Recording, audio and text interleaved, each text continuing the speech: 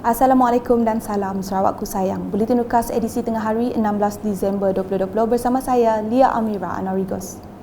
Tumpuan berita, Sarawak merupakan negeri di Malaysia yang menerima pelaburan asing yang paling besar sekaligus memacu pertumbuhan ekonomi negara. Ketua Menteri Sarawak Datuk Patinggi Dr. Abang Abdul Rahman Zohari Tun Datuk Abang Openg berkata, berdasarkan laporan artikel UOB Financial Research and Markets baru-baru ini, Sarawak telah menerima pelaburan langsung asing FDI sebanyak 15.8 bilion ringgit dalam tempoh 9 bulan iaitu dari Januari hingga September tahun ini.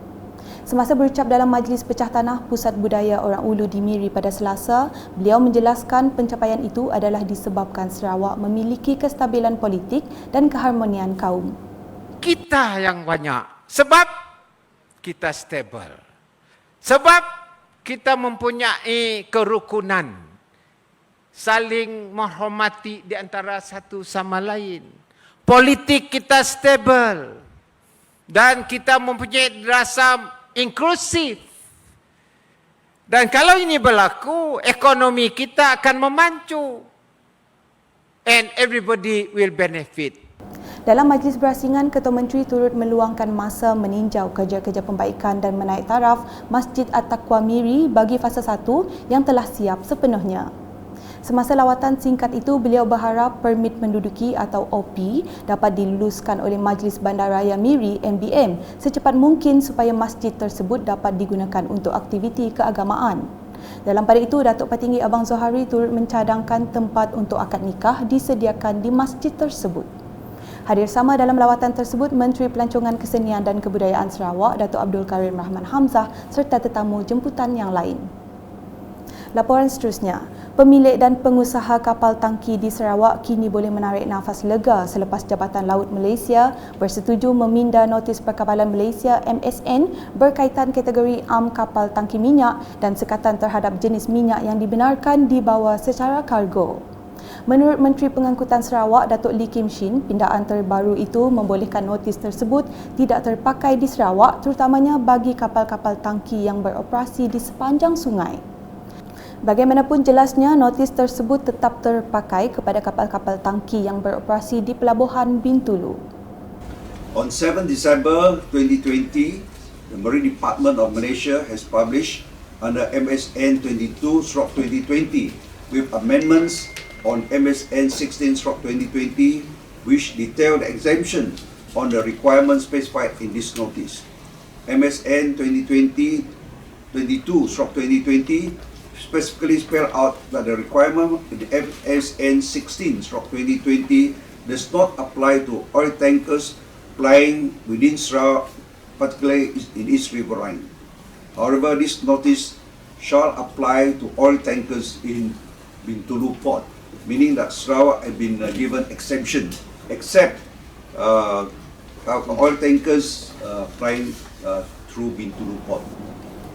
Laporan di Tanjung Manis, Menteri Muda Hal Ehwal Korporat dan Unit Komunikasi Awam Sarawak UKAS Abdullah Saidul memberitahu kawasan pesisir di Sarawak berhak menerima pembangunan sejajar dengan sumbangan mereka kepada ekonomi negeri ini.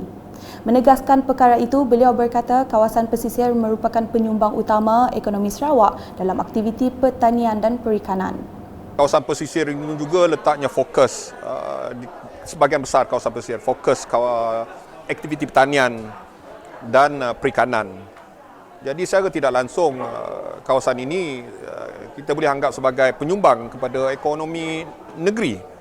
Jadi saya rasa adalah adil untuk kerajaan membina infrastruktur ini untuk semua masyarakat pesisir kerana saya yakin peranan mereka sebagai penyumbang ekonomi ini dari segi